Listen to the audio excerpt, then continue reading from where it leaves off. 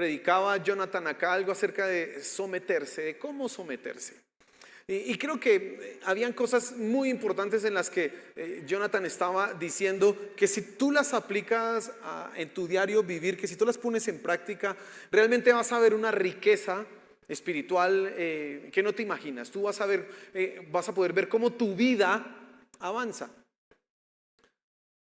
El día de hoy yo quiero que nos enfoquemos un poco pensando en esto del legado. ¿Usted sabe qué es un legado? Bueno, legado es lo que le dejan los padres a los hijos. Legado es lo que esa herencia, digámoslo así, inmaterial, aunque a veces puede ser material, que le dejan los ancestros a sus descendientes. Pero déjeme decirle que la época en que vivimos es una época que podemos denominar la época de la emancipación.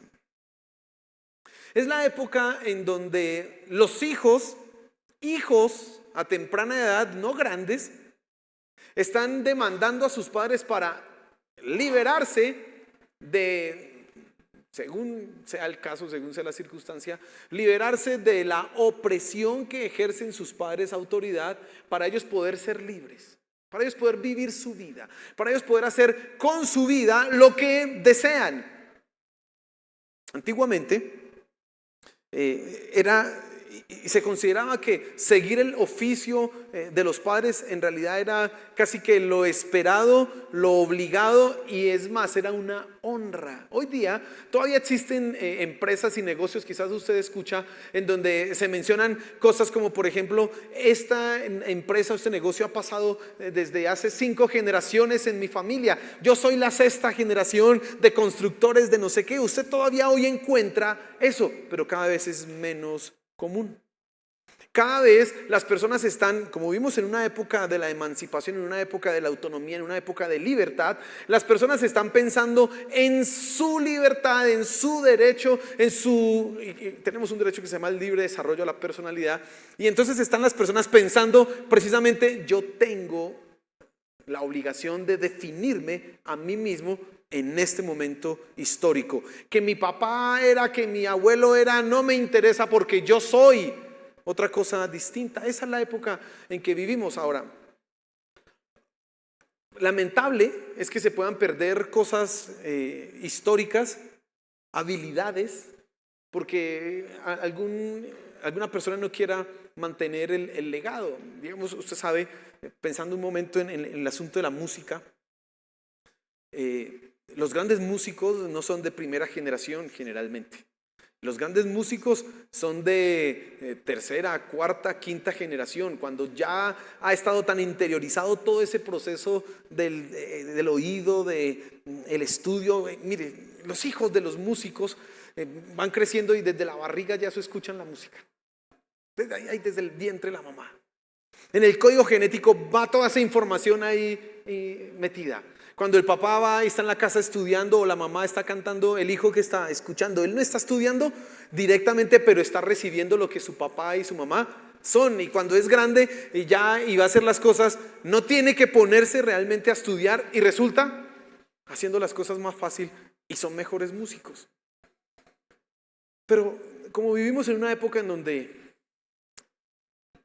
la gente quiere liberarse y quiere vivir su vida, pues no hay legados.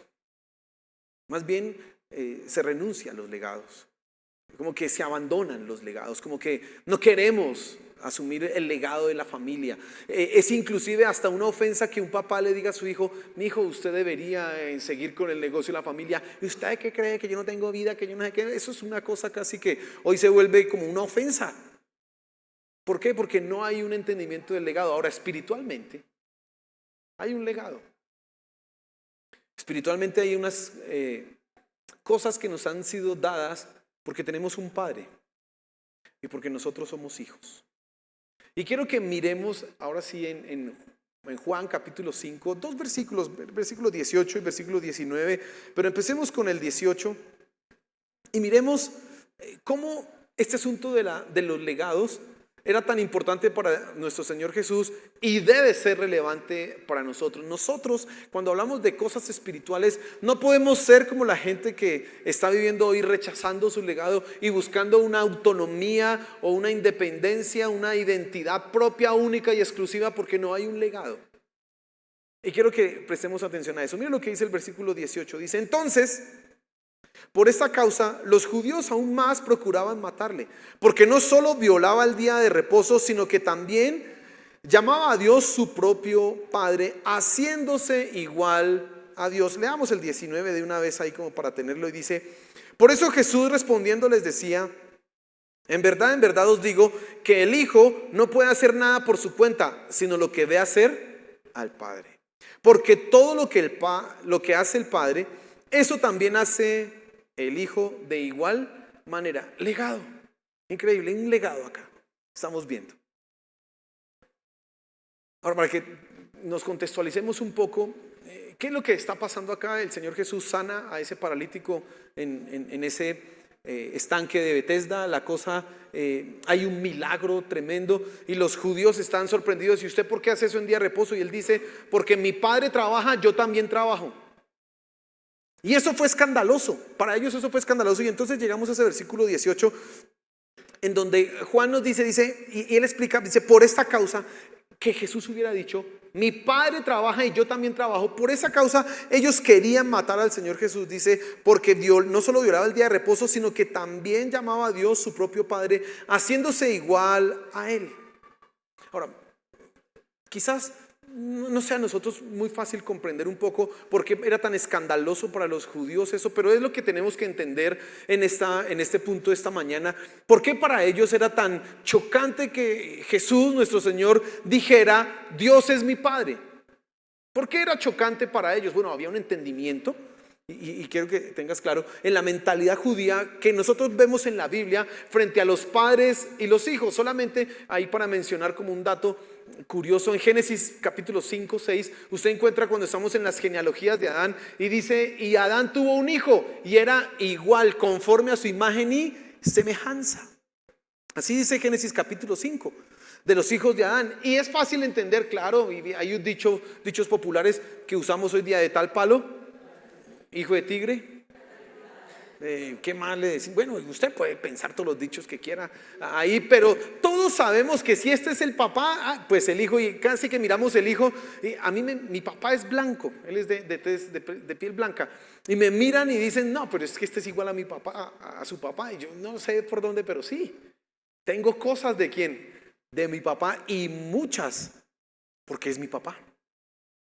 Somos imagen, yo soy mucho de la imagen de mi papá. Y eso que no nos estamos metiendo por las cosas de lo genético o el carácter de todos esos asuntos. Hay cosas que son dadas que me hacen a mí hijo de. Bueno, los judíos entendían eso y ellos comprendían que ser hijo y tener un padre en realidad era más significativo de lo que a veces podemos pensar a simple vista. Mira, de acuerdo con la Biblia, los judíos esperaban que los hijos reflejaran el carácter de sus padres y de alguna manera se evaluaba el carácter de un padre, la calidad moral de un padre mirando a sus hijos. Fíjese por ejemplo lo que dice Proverbios capítulo 4, en donde vemos cómo hay una insistencia y casi que un ruego a obedecer. Mira lo que dice ahí, solo lo voy a leer. Proverbios capítulo 4 versículo 1 dice, oíd hijos de la instrucción de un padre y prestad atención para que ganéis entendimiento, porque os doy buena enseñanza, no abandonéis mi instrucción. Es un padre que le está diciendo a su hijo, oye, escucha lo que te estoy diciendo, no abandones mi enseñanza.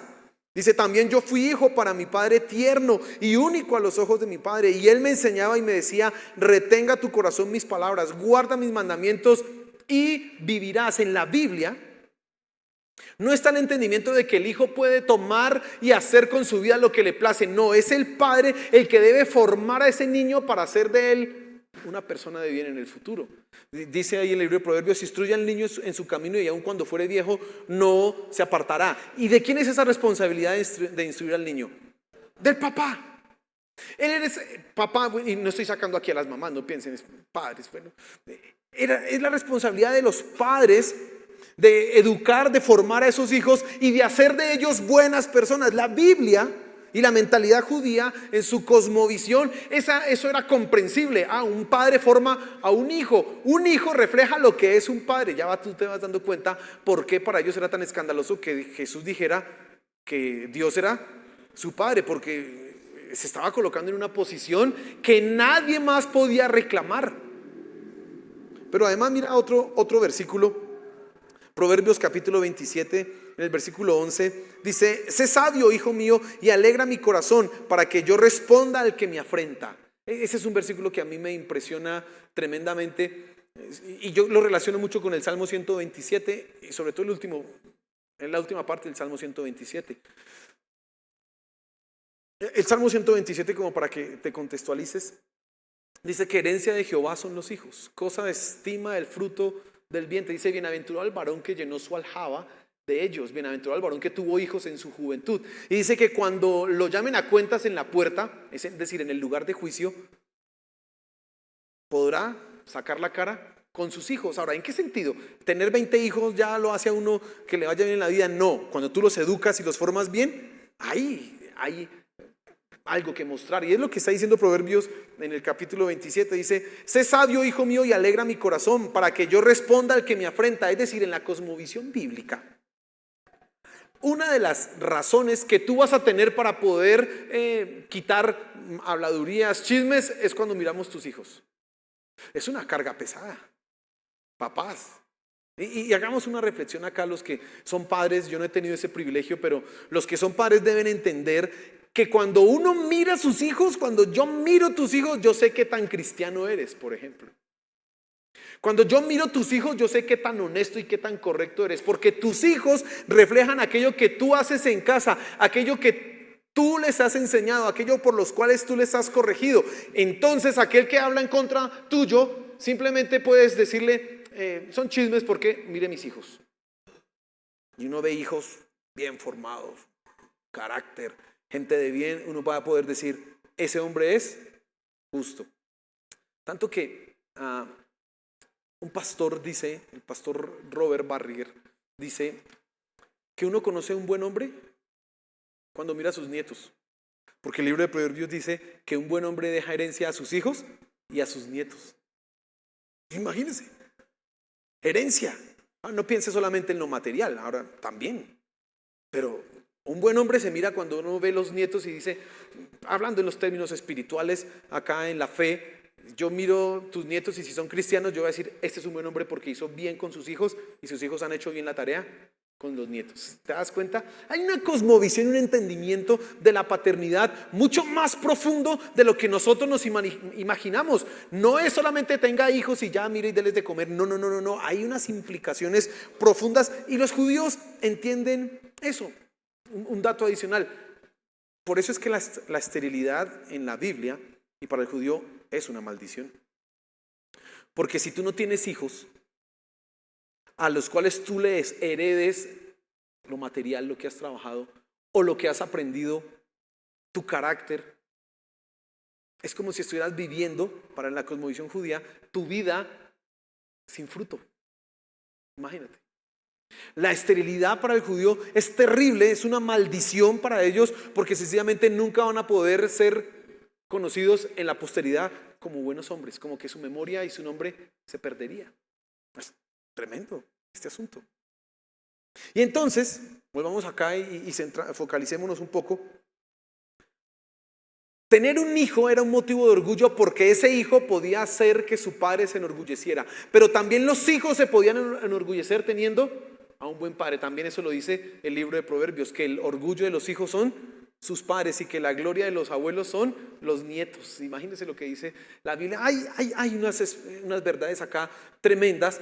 Y los judíos, cuando escuchan que Jesús dice que Dios es mi padre y como Él trabaja yo también trabajo, pues están escandalizados porque simplemente están entendiendo precisamente lo que el Señor Jesús quiere decir. Mi padre trabaja, yo también trabajo. Si mi padre es Dios, yo también soy Dios. Eso era un escándalo. Eso era un escándalo. Ellos están indignados porque de alguna manera ellos entienden: ningún ser humano puede llamarse hijo de Dios porque tendría que ser igual a Dios. Ya vamos entendiendo que si hay un buen hijo, se parece ¿a quién? A su papá. Y mire aquí una ilustración. Cuando uno de hijo tiene un buen papá, eso sí que le abre puertas. Yo he sido bendecido por eso. Mi papá sí que me ha abierto puertas. No porque yo las haya abierto, sino por mi papá. Me dicen: ¿y usted es hijo de quién?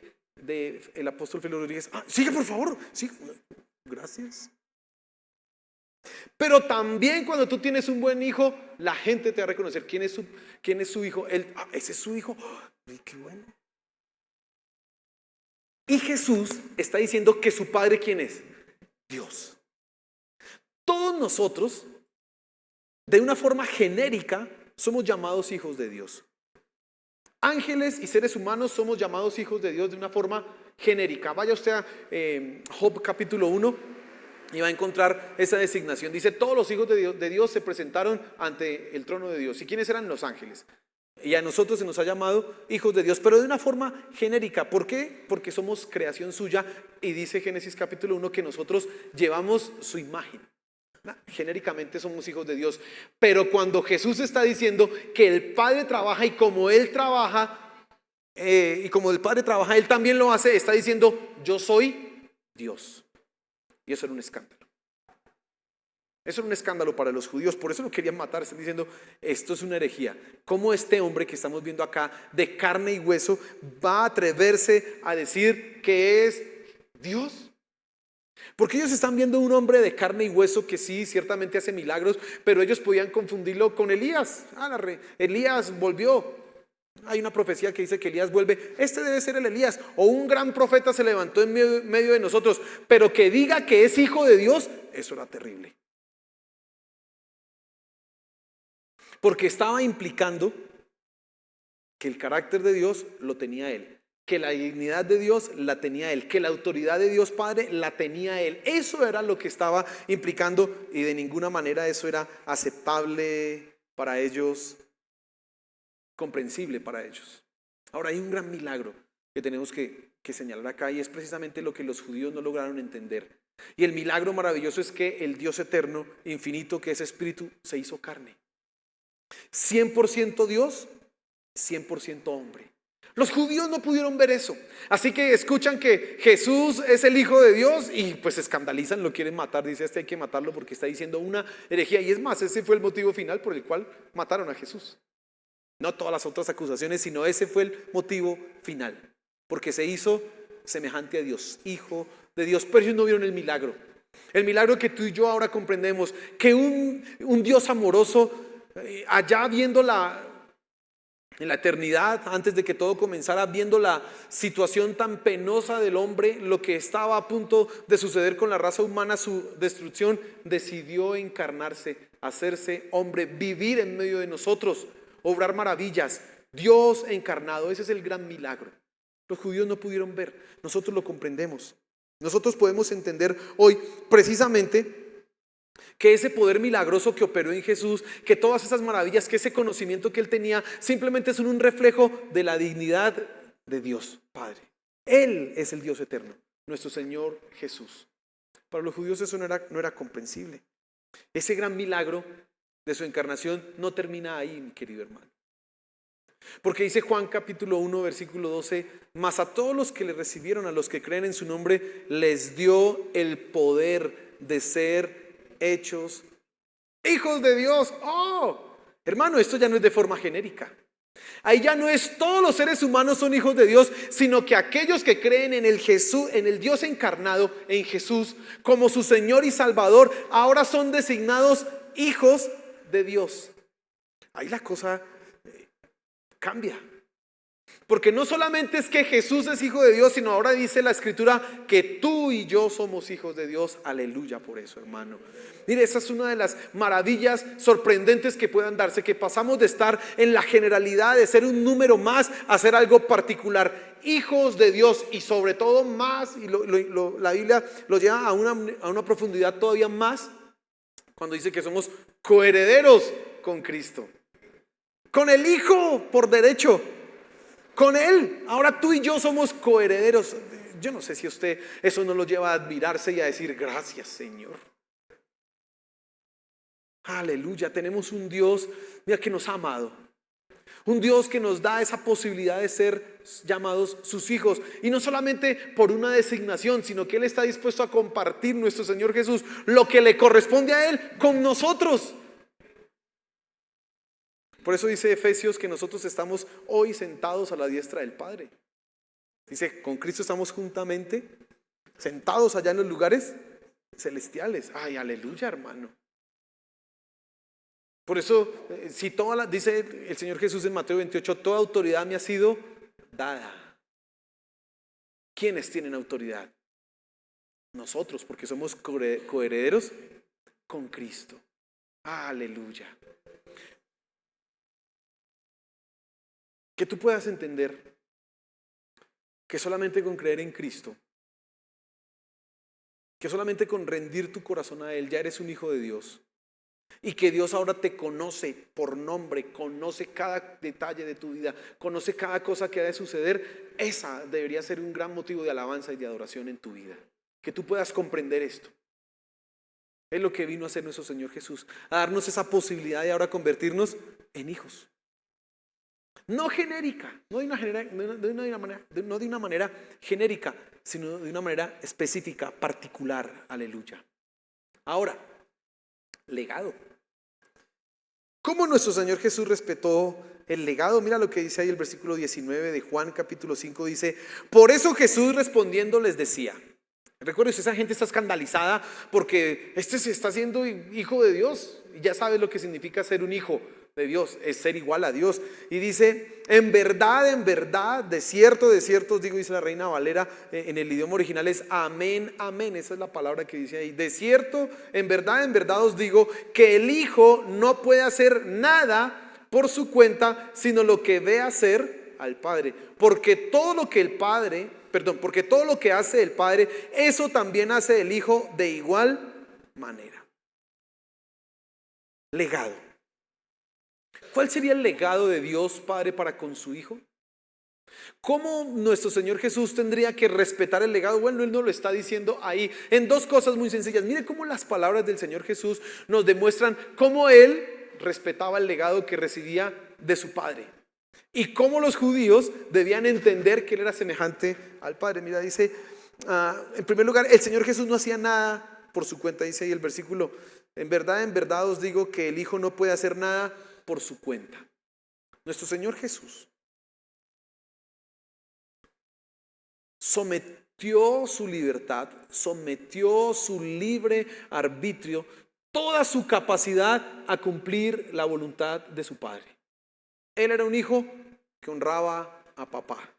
Él era un hijo absolutamente obediente. Yo quiero que usted considere un poco eso en todo el peso de esta afirmación, en toda la magnitud. Si el Señor Jesús no tiene ningún deseo de emanciparse.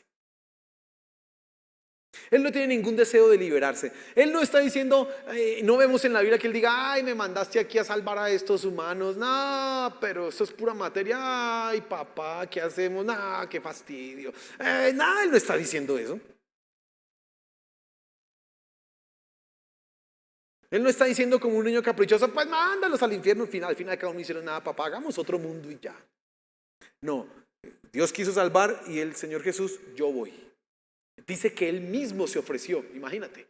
Él se sometió a cumplir la voluntad de Dios, no quiere liberarse, Él no quiere hacer las cosas a su manera. Tanto así que tú encuentras en Mateo, en los primeros 4 o 5 capítulos del libro de Mateo, algo que a mí me sorprende mucho. Dice, bautízame Juan, ¿por qué? Porque conviene que cumplamos con toda justicia. Ahora, voy a ir a tal ciudad, ¿por qué? Porque la Biblia dice que debo ir a tal ciudad. Voy a ir a hacer esto, ¿por qué? Porque la Biblia dice, Él dice, para que se cumpla la escritura, para que se cumpla la escritura, para que se cumpla la escritura. Tremendo nivel de sometimiento, de sujeción a la voluntad de Dios.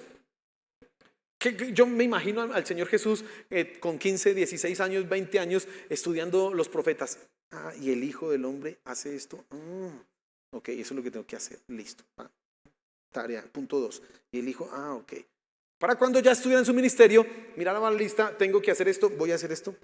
Ya, se cumplió, listo, se cumplió. No sé qué. Esa era su tarea. No había ningún reclamo de emanciparse. Ay, es que yo también tengo derecho, es que yo tengo libertad. Venga, que venga la Corte Constitucional y me diga que yo me puedo hacer con mi vida lo que quiera, que no quiero un papá que opresor. No, tú no ves a Jesús haciendo eso. Todo lo que Él hacía, y cuando lleguemos al capítulo 14 de Juan, te vas a dar cuenta, inclusive lo que decía era lo que escuchaba de su Padre. No hacía ni decía nada por sí mismo, sino lo que decía su padre y lo que hacía su padre, tremendo nivel, ¿no? Es sorprendente. Y piénsalo por otro lado, si alguien podía reclamar libertad, si alguien podría emanciparse, si alguien podía decir no quiero, ese era nuestro Señor Jesús, pero no lo hizo, no lo hizo. Ahora, la segunda cosa que vemos como el Señor Jesús respeta el legado, dice, porque todo lo que hace el Padre, estoy en la segunda parte del versículo, eso también hace el Hijo de igual manera. Entonces, el Señor Jesús hacía lo que veía hacer al Padre, se convirtió en un imitador. ¿Qué hace mi papá? Yo hago lo que hace mi papá. Mi papá se levanta a las 6 de la mañana, yo me levanto. Más, dice ahí, mi padre trabaja, así que yo también trabajo. Él no está como, yo no sé, los papás yo creo que tienen esa experiencia. Se van a trabajar y los hijos se quedan durmiendo y llegan y están durmiendo todavía. ¿Sí? No. El hijo veía al papá, mi papá madrugó a trabajar, ok, me toca ir a mí a trabajar, porque eso hace, si mi papá hace eso, yo también debo hacerlo. Él hacía lo que veía su padre. Y entonces su padre estaba dispuesto a amar y a tener paciencia por los seres humanos. ¿Qué hizo el Señor Jesús? Amar y tener paciencia.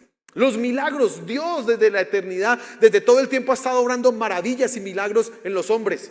¿Qué hacía el Señor Jesús? Exactamente lo mismo. Imitar. Si el Dios el Padre sana, el Señor Jesús sana. Si Dios el Padre perdona pecados, el Señor Jesús pues perdona pecados. Si Dios el Padre es misericordioso, pues el Señor Jesús es misericordioso. Si el Padre es santo, pues el Señor Jesús es santo. No hay otra manera. Pero ahora yo quiero llegar a tu corazón. Tú eres un hijo de Dios. Tenemos ese privilegio y hemos sido hechos, somos llamados hoy hijos de Dios porque hemos rendido nuestro corazón, y esa es una de las maravillas que tenemos que apreciar, valorar, alabar y dar gracias a nuestro Señor. Hoy soy un hijo de Dios. Dígale que está a su lado, tú eres un hijo de Dios. Quizás hoy nos visita una persona nueva y dirá, no, yo no soy hijo de Dios. No, sí, Dios quiere que tú seas su hijo. Ahora quiero que prestes atención acá. Ser un hijo de Dios es reflejar a la misma manera que lo hizo el Señor Jesús lo que es Dios Padre. Imagínate. Y entonces vamos a aplicar eso en las mismas dos maneras. Hay un legado que tú y yo debemos cuidar, hay un legado que tú y yo debemos atesorar y que debemos llevar por largo. Yo le contaba a los niños del coro que les enseño aquí entre semana. Les contaba algo. Esta mañana también les decía, a mí me dieron harto juguete. Yo era como, o mi papá era malo o yo era rebelde, yo no sé, usted decida. Pero yo era rebelde, sí, mi papá me dio juguete y pues me los merecía, y mi mamá también. Recuerdo yo primero, segundo, tercero, cuarto, quinto de primaria, el mejor estudiante. Sexto, séptimo, octavo, inclusive noveno, el mejor estudiante. Y me acuerdo una vez que mi mamá fue a la entrega de boletines por allá como en el segundo, tercer periodo, yo no sé en qué periodo era. Mi mamá fue y mi mamá estaba muy acostumbrada a que siempre llegaba y no, una felicitación, una mención de honor para Miguel Ángel porque es que es el mejor estudiante. Y eso mi mamá siempre se iba muy bien vestida, no sé qué. Y ese día llegamos allá y el profesor, el director de curso dijo, por favor, la mamá de Miguel Ángel me espera, es tan amable. Mi mamá, bueno, seguramente van a decir algo aquí, un premio. Pues el premio era que el niño se escapa a jugar billar del colegio. El niño no entra a clases. El niño se la pasa copiando, no trae cuaderno. Eso, hermano. Ese día mi mamá salió llorando. No perdí el año, pero mi mamá salió llorando. Imagínense, eso fue terrible lo que pasó ese día. Y me citaron, porque eso no habíamos hecho nada malo, algo por allá. Esos profesores malos que nos lo citan a los estudiantes. Me citaron, imagínense, que traiga a su papá y que vamos a hablar aquí, que firmar el Observador. Hoy día los muchachos firman el Observador y eso no es nada. En esa época firmar el Observador era lo peor. Eso nos decían que matrícula condicional, eso mejor dicho, uno ya estaba sentenciado para que lo metieran allá en un reformatorio. Eso era terrible. Y me acuerdo que llamaron y vaya ya, y le dijeron a mi papá. Mi mamá le dijo a mi papá, feliz que toca ir allá que le llamaron a su hijo, a Miguel Ángel, que no sé qué, que el coordinador. Y mi papá dijo así, escuche, vaya usted y ponga la cara por su hijo, yo no voy a poner la cara por ese muchacho. Así dijo. Yo me acuerdo que ese día yo miré a mi papá así como que, así como, Pero mira, el legado de mi papá era un buen hijo. El legado de mi papá era un hijo que en el colegio estuviera estudiando. El legado de mi papá no era un hijo que se escapara a jugar billar, no era un hijo que estuviera ya haciendo pilatunas, no. Mi papá tenía todo el derecho de decir ese día, ese no es mi hijo, porque mi papá no me educó para eso. ¿Tú lo entiendes? Hoy día, cuando yo cuento esa historia, ¿sabe qué piensan de mi papá? Pero no se les olvida que siempre que tenemos que cuidar un legado. Se les olvida eso. Se les olvida que nosotros, y aquí ya entramos a las cosas de Dios, Dios nos salvó y nos hizo sus hijos para que guardemos el legado que Él nos ha dado, hermano. No es para otra cosa. Ahora, nuestro Dios es tan amoroso y tan maravilloso que nunca dice como mi papá, ese no es mi hijo, sino que sigue diciendo tú eres mi hijo, aunque nosotros no respetamos ese legado. Tú y yo deberíamos andar día tras día viviendo y haciendo la voluntad de Dios, estudiando la Biblia para saber qué tengo que hacer. Me dice aquí tengo que hacer esto, pues eso es lo que voy a hacer. Y empiece uno y estudie para saber cuál es la voluntad de Dios, porque ese es nuestro legado. Mira lo que dijo el Señor Jesús: yo no digo ni hago nada por mi cuenta, sino solo lo que dice y hace mi Padre. Pero ¿cuántos de nosotros vivimos de esa manera? ¿Cuántas de las decisiones que tú tomas a diario están mediadas primero por qué dice Dios que tengo que hacer? No.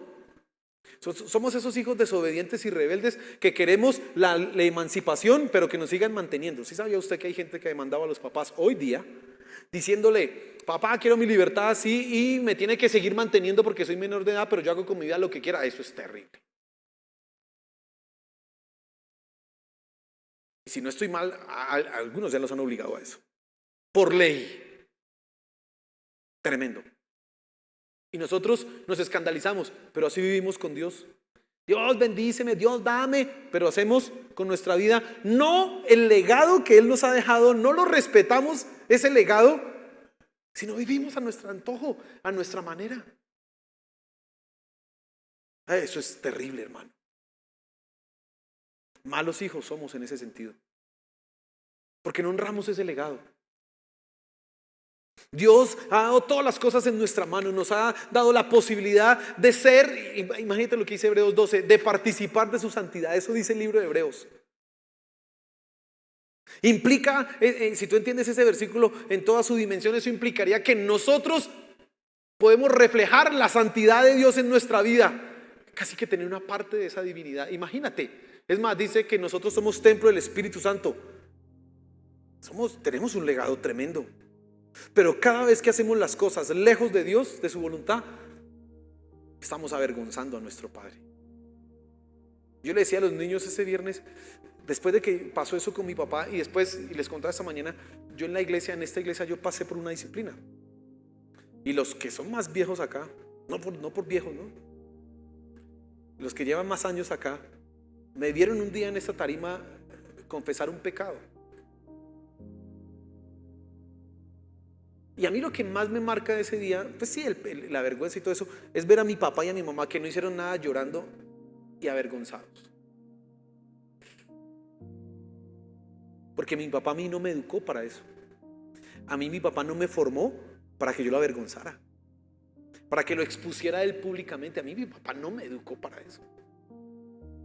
Esa no era lo que yo debía responder. Y yo recuerdo, mire, eso estaba en ese lado, bueno, la iglesia era más pequeña, yo estaba allá y yo miraba a mi papá y a mi mamá, y mi mamá llorando y mi papá ahí como con la cabeza así. Sí, pero el que la embarró fui yo, pero él ahí humillado. Y gente hablando mal de mi papá y de mi mamá por mis errores. Yo ese día dije, voy a hacer que mi vida se convierta en un motivo de orgullo para mis papás. Porque ya basta suficiente con las vergüenzas que les he hecho pasar. Ya no más. Hermano, y lo que he tratado de hacer con mi papá, Félix y Ruth, es convertirme en un motivo de orgullo para ellos. Pero también eso también se tiene que aplicar para tu Padre Celestial, hermano. Cada vez que tú estás pecando o haciendo algo que daña a nuestro Señor, que daña su nombre, tú tienes que pensar, estoy avergonzando a mi Padre. Estoy permitiendo que pisoteen su nombre. Estoy avergonzándolo. Y a Él no me ha dado su espíritu, no me ha salvado, no me ha dado tantos milagros para que yo pague de esta manera. Esa no es la forma en que yo tendría que hacerlo. Y eso te debe impulsar a ti entonces a decir: Señor, perdóname y ayúdame. Yo quiero ser como tú. Las herencias de los padres o los legados a veces los convertimos en cosas materiales, pero las más importantes en realidad son las inmateriales. Los buenos hábitos, los principios, los valores, el ejemplo, la fe que se hereda. Ese es el mejor legado. No creo yo que ningún hijo rechace un legado de: bueno, hijo, te voy a dejar 10 millones de dólares y no, papá, ese legado no lo quiere. Quieren ser libres, pero esa platica sí la quieren para ellos. El legado más importante que podemos recibir de nuestros padres acá terrenales es su ejemplo. Por eso a mí me ha dolido todavía. A veces le digo a mi papá: perdóneme por las que le hice pasar, porque es su ejemplo. Los valores, los principios que nos enseñó en casa. Eso es lo más importante. La fe que nos transmitió. Y el legado más importante que tú y yo tendremos que cuidar de nuestro Dios es la santidad. Nuestro Dios, dice la Escritura, que es santo. Isaías 6 dice que nuestro Dios es santo, santo, santo. Cuando el Señor Jesús le enseñó a los discípulos a orar, la primera fórmula dice: santificado sea, porque nuestro Dios es santo. Que a nosotros nos vean santos. Que la gente te vea en santidad. Que la gente diga: este hombre o esta mujer es distinta. Aquí, ¿qué pasa con esta persona? ¿Por qué no reacciona como los otros reaccionan? ¿Por qué cuando esta persona está encargada de manejar el dinero todo funciona bien? No se pierde nada, la plata rinde. ¿Por qué? Y que le pregunten: ¿y usted qué es? Cristiano, hijo de Dios. Es lo que tú tienes que decir. Que la gente note: uy, ¿usted por qué sí respeta? ¿Usted por qué se comporta de estas maneras? En los jóvenes: ¿y ustedes por qué sí son tan buenos estudiantes? Porque soy un hijo de Dios y mi papá es excelente estudiante. Mi papá no es un vago. ¿Y usted por qué trabaja? ¿Por qué se esfuerza? ¿Y por qué ahorra? Porque mi papá trabaja, todavía trabaja. Desde la fundación del mundo está. Y yo también trabajo. Imagínate. El Señor Jesús no se pensiona. Nuestro Dios, nuestro Padre no se pensiona. Uno diría: no, ya se merece que se pensione. No. Él trabaja. Sigue. Y entonces por eso nosotros trabajamos. ¿Por qué nosotros los esposos amamos a nuestras esposas y estamos dispuestos a sacrificarnos por ella a lo, como dice por ahí, decía alguien, lo que toque que hacer, lo que haya que hacer, lo hacemos? ¿Por qué? Por una razón: porque Dios vino a morir por su esposa, por la iglesia. La amó. Qué esposa tan vagabunda, perdón la palabra, pero así es. Y Él la ama. Él dice: yo la voy a perfeccionar. Sí, está muy perdida esta esposa mía, pero la voy a perfeccionar, la voy a poner linda porque me voy a casar con ella. Y allá, ahí usted lee en Apocalipsis, allá las bodas del Cordero, la va y se le va a colocar un vestido lindo, de lino blanco, donde va a estar pura, hermosa. Pero ¿quién nos está trabajando y nos sigue amando? Dios. Pues por eso los esposos amamos a nuestras esposas y decimos: no, yo tengo que hacer de ella la más bonita. Podrá tener 80 años, no importa, la más hermosa, y le compro lo que tenga que comprar para que se vea linda, porque así es nuestro Padre. ¿Tú lo entiendes? Que Dios nos ayude a cuidar el legado de nuestro Dios. Señor, gracias por tu palabra esta mañana. Gracias. Gracias, Padre Celestial, porque nos has hecho tus hijos. Y qué bendición eso, qué privilegio tan maravilloso que podamos ser llamados tus hijos. Gracias, gracias, Señor. Pero ahora te suplicamos que nos ayudes a poder guardar ese legado que recibimos al ser llamados tus hijos, que lo podamos atesorar, llevar adelante, preservar.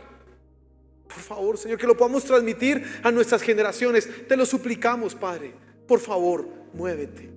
Muévete en nuestros corazones que a veces son rebeldes, que no hacen lo que tienen que hacer, que no te reflejan. Perdónanos cuando te hemos avergonzado, cuando hemos pisoteado tu nombre. Por favor, Señor, perdónanos y ayúdanos, Padre Celestial. Te lo suplicamos, ayúdanos. Queremos ser dignos hijos tuyos y tú trabajas en nosotros para hacernos semejantes a ti. Y esa es nuestra esperanza y confianza, que en ti podemos alcanzar aquello que debemos alcanzar. Gracias, Señor, por tu palabra. Amén y amén.